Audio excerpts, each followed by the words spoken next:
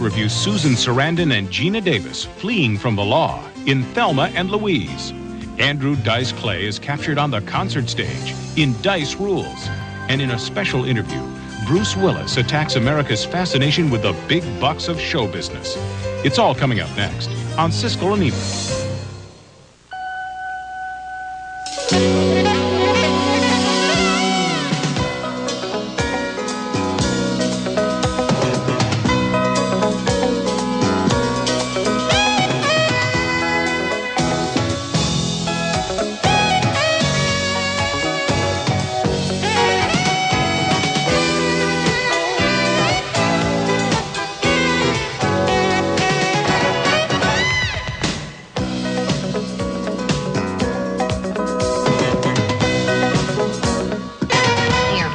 Take this map. I need you to find all the secondary roads to Mexico from Oklahoma City. I think we should stay off the interstate. We're too conspicuous. Susan Sarandon and Gina Davis star in a rare woman's road picture. Two women for a change finding themselves as they cross the country in Thelma and Louise.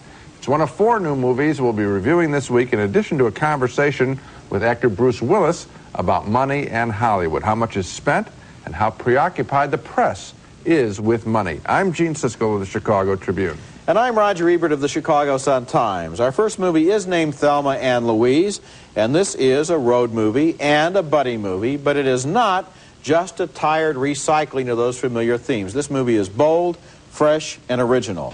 It tells the story of a couple of women who are best friends and who are trapped in unsatisfying lifestyles and decide to get away just for a weekend to have a little fun. The movie stars Gina Davis as Thelma, a housewife whose husband is a complete pain in the neck to live with. Susan Sarandon is her best pal Louise, who works as a waitress. Hey, how you doing, little housewife? You all packed? We're out of here tonight. Well, wait now. I still have to ask Daryl if I can go. You mean you haven't asked him yet? Thelma, for Christ's sake. Is he your husband or your father? Once they're off on their own, they stop in a bar for a few drinks, and Thelma begins to glow with her newfound freedom. You said Jimmy was going to get out of town and for once just really let our hair down. Well, darling, look out, because my hair is coming down. But then tragedy strikes when a drunk tries to rape Thelma in the parking lot and unexpectedly winds up dead. Suddenly, these two fun women start thinking of themselves as fugitives from the law. They're on the run. Look, Thelma, you just got to stop talking to people. You got to stop being so open. We're fugitives now. Right? Let's start behaving like that. You're right. Thank you. A man was shot. And we have some witnesses that saw a 1966 T-Bird convertible leaving the scene. That is Harvey Keitel, as a cop who understands what these women are up against and would like to help them before their troubles snowball. But the two women are afraid to turn themselves in, and they drift into an outlaw culture. Well, now, I've always believed that done properly, armed robbery doesn't have to be a totally unpleasant experience. The movie turns into a chase.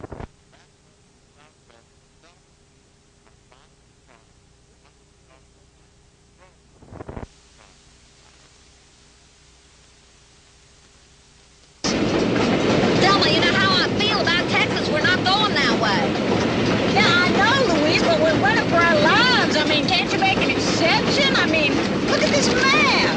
The only thing between Oklahoma and Mexico is Texas. Look. I really got into this movie and into the characters of those two women who are played with great energy and humor and conviction by Susan Sarandon and Gina Davis. Thelma and Louise may sound like a formula movie about rebels on the run, but it's not formula because the acting, writing, and directing are all looking for the truth and the irony in this situation. The movie was directed by Ridley Scott, who made Alien and Blade Runner, and written by Khalid Khoury. They've created two of the best characters of the year, and I only have one complaint about this movie. It's a very specific one. The crucial last shot of the whole film is handled all wrong and steals the catharsis away from the audience. It's a freeze frame, and Scott doesn't allow enough time for it to sink in before he starts the busy end credits and the music and flashbacks of the two women. He upstages his own punchline, and I like this movie so much that really made me mad. Well, I didn't like the back end of the picture when they get involved in the outlaw world that you talk about at the end. That's when I felt that the picture did get a little bit formula with an action scene. And the other thing is that I happen to think that Susan Sarandon's character and her performance is a whole lot more interesting than Gina Davis. Oh, I don't think so. Well, that's the way the picture split for me. So in those two ways, I think the picture is a little more formula than you're giving it credit for. Well, I think Gina Davis and Susan Sarandon both played very plausible, original characters. I could believe that these women existed, that they were friends, and that they developed the way that the movie shows them. For me, Gina Davis is a little bit of the kooky character that we associate her playing with all the time, and Sarandon seemed just a little bit more not so flashy. So you like the movie, you didn't like the movie? I like parts of the movie. I'm going down, reluctantly. You're going down. Because I felt that that's the direction of the picture. Okay, our next film is called Hangin' with the Homeboys, the story of one long day and night in the lives of four friends from the South Bronx, and some of their adventures are funny and some aren't. One of them, Willie, played by Doug E. Doug, is always complaining that he's being mistreated because he's black. You're doing this to me because I'm black, right? Fine. I'll be honest. I'm doing this because I think you're a bum. Oh, I'm a bum. Oh, I'm a bum. You call me a bum because I'm black, right? See, if I was a white guy, I'd be eccentric. But now I gotta be a bum, right? No, if you were a white guy, you'd be a white bum. We've seen that joke before. Much funnier is a would-be actor played by Mario Joyner, who is selling magazine subscriptions, but is never too busy to sell himself instead. Oh, well, my name is Thomas McNeil, and I'm an actor. Yeah, really. What have I done? Well, did you see Rain Man? I was up to play a part of a waiter in Rain Man, but they wrote out the scene. Yeah, that happens sometimes. The best character in the picture is a young Puerto Rican who wants everyone to believe that he's really Italian. He calls himself Vinny, but his real name is Fernando. Hey, Candy, how you doing? Yeah, I'm fine. No, I'm fine. When, tonight? No, I can't. I'm hanging out with the fellas. No. When? When did I promise that? Oh, come on, babe. You know, you can't count on anything I say when I'm doing that.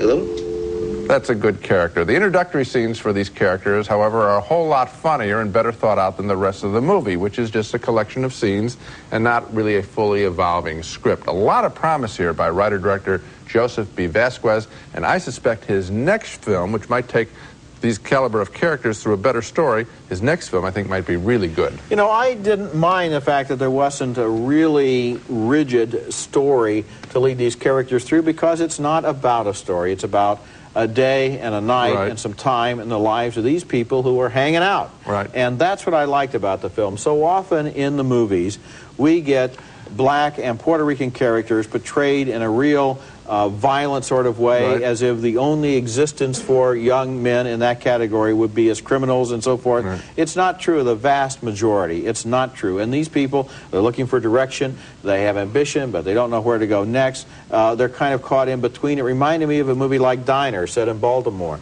The same thing about people, school is behind them, life is ahead of them. What do they do? Well, some of the stuff. Well, I've already complimented the things that I like in the picture.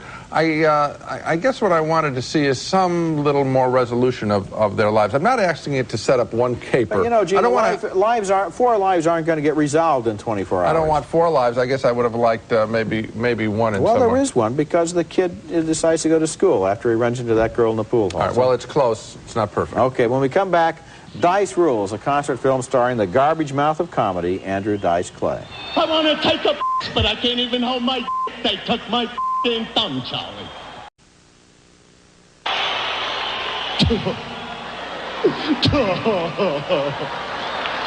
Listen to this. You're going to die. I swear you're going to crack up, right? The guy isn't even a good mimic, and that's one of the few moments that can be shown on television from Dice Rules, a documentary about a concert given by comedian Andrew Dice Clay last year at Madison Square Garden.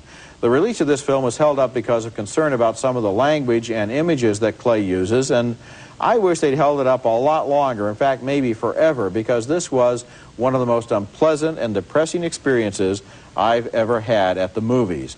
Andrew Dice Clay has made a career out of ridiculing people who belong to any minority, especially women and the physically disabled. Rule number 4. Remember, there are ladies present. Look at this, eh? Give me a little cleavage, baby. Let me see what you got there. All right. Rule number 3. No obscene gestures. Hey, that's it. Give me the finger, pal. That's it. That's what I like to see you. Rule number 2.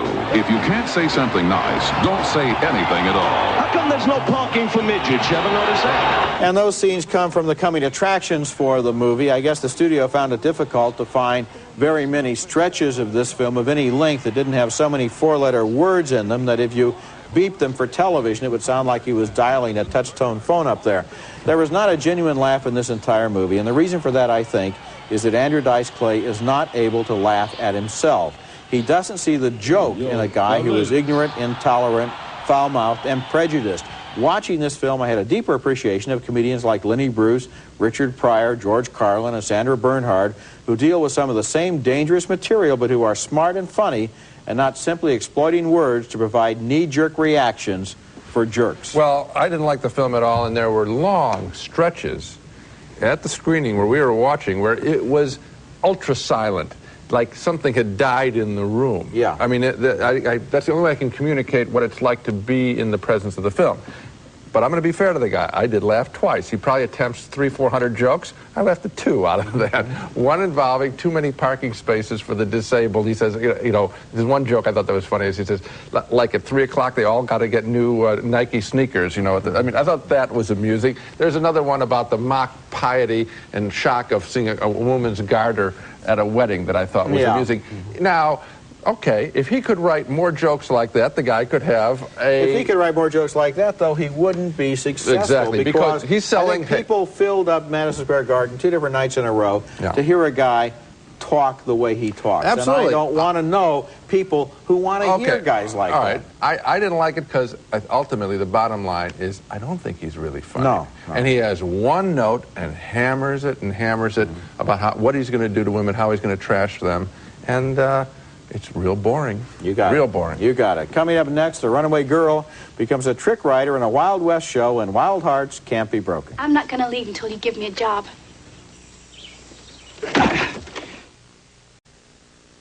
It's called Wild Hearts Can't Be Broken, and it's one of those inspirational tales about a character with an indomitable will who overcomes an affliction. In this case, a young woman who is a stunt rider in a 1930s circus-like thrill show.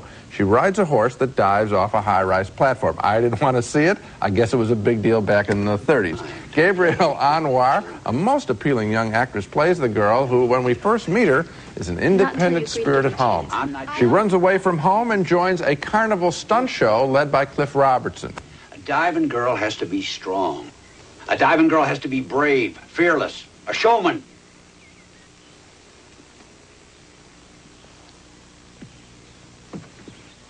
Now, there is a diving girl.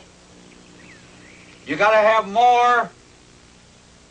You gotta have more than what you got.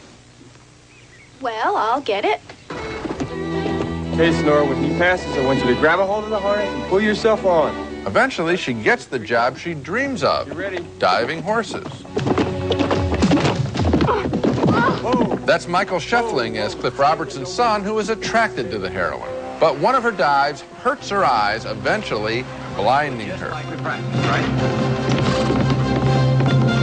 Naturally, she perseveres and lives to dive again. Now, there's nothing wrong, of course, about these kinds of stories. They can be inspirational, except that the bad ones often build up an interesting character just to lose them in the mechanics of the plot. Here it's a case of a fresh young female character being tossed aside in favor of that final dive and bang, the movie's over. And I sat there saying, what happened to the character? I wanted more of her. Just don't have her on a teeter-totter, blind, healed, you know, Yeah, the movie. I know what you're talking about. Gabrielle Anwar is the actress's name, and she is very fresh. Yes. And you said she was appealing. She has a wonderful natural quality on the screen. Open, confident, good energy. Yeah. I liked her. I'd like to see her in other movies. I felt in this film the plot was so manipulative. Yeah. I was sitting there calling everything. I mean, yes, you when did. when you get a development at one point, you know that something else is going to happen. Cliff Robertson looks a little pale. Well, that we know what's going to happen. We know what's going to happen next, and then of course the rest of the movie is just as predictable. And so I felt as if the characters and all of their spontaneity were all trapped at the service of this very manipulative plot about whether she'll get back on this horse again. And what do you think the odds are that she will? Yeah. When we come back, an interview with one of Hollywood's biggest box office attractions, Bruce Willis, who complains about the world's preoccupation with the box office. In the last 5 years, it has become a very popular thing to talk about. I still don't think it's anyone's business. When the history of the movies in the 80s and maybe the 90s is written, the big story, I'm afraid, will be Hollywood's preoccupation with money and also the media's preoccupation with money, with alleged journalists preferring to talk about box office grosses rather than the quality of the movies. It turns out an actor who shares this complaint is, oddly enough, one of the very biggest money-making stars around right now, die-hard superstar Bruce Willis.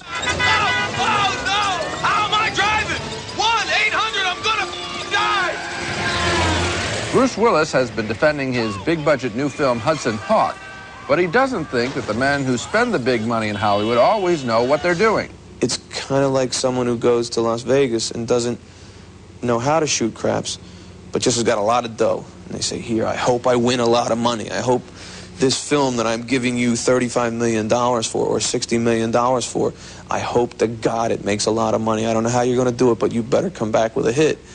Willis says he thinks that kind of attitude has filtered throughout society over the past few years, so that the average moviegoer is talking more about money than the quality of today's movies. I was raised to believe that you don't ask someone how much they make.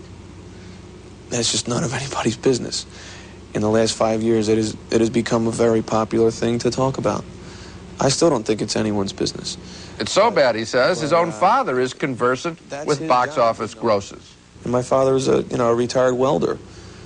And he watches Entertainment Tonight, and he sees these things. And there are a lot of little Entertainment Tonight-like shows now that say what this actor got, and the gross of this, and this film's in trouble, and this film opened, and this film didn't open, and this film knocked this one out of, second place this weekend.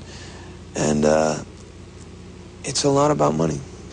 Boy, 7 years in Hollywood has really shown me that it is just about the money. And if you think it's about anything else, you're kidding yourself. I think it may be these 7 years, the Reagan era. And that's exactly right. I mean, I really arrived at a time when we were coming out of one cultural sphere into the next, and we are in it now. Boy, we are in this.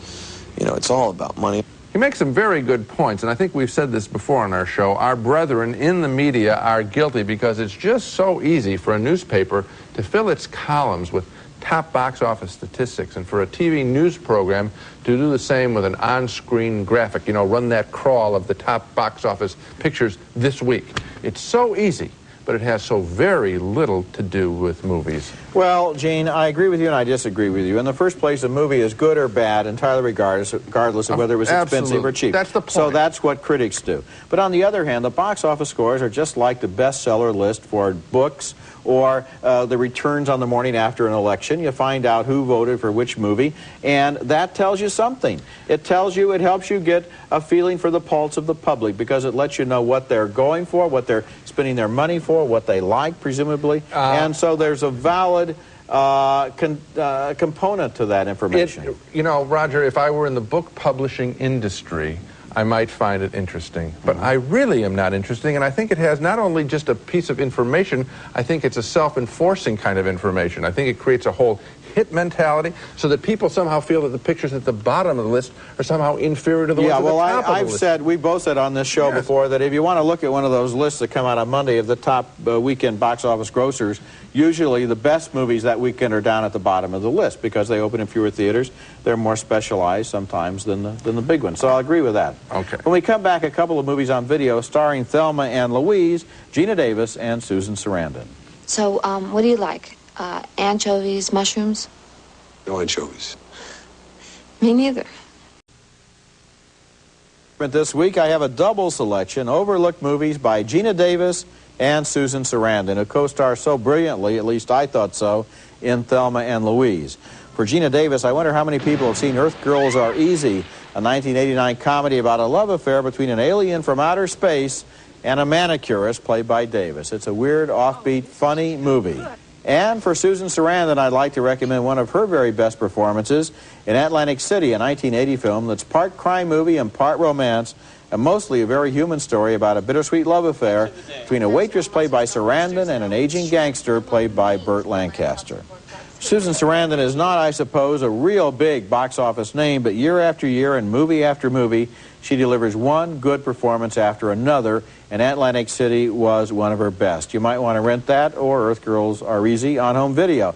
Now let's take another look at the movies we reviewed this week. We had a split decision on Thelma and Louise, a movie that I liked very much all the way up to the last shot, but which Gene thought lost its way toward the end. Another split decision on Hangin' with the Homeboys. I liked its portrait of 4 young men on the brink of life.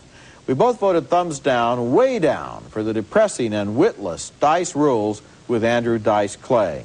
And 2 more thumbs down for the inspirational formula picture Wild Hearts Can't Be Broken, although we admired the freshness of Gabriel Anwar. So, for me, Thelma and Louise is a real good movie. I actually, of the 4 pictures, I think Hanging with the Homeboys has the most energy and fun in it. Okay. That's it for this week. Next time, we'll be back with reviews of Soap Dish, a comedy with Sally Field, Kevin Kline, and Whoopi Goldberg. Also, Bruce Willis co-stars with Andie MacDowell in the offbeat adventure comedy Hudson Hawk. That's next week, and until then, the balcony is closed.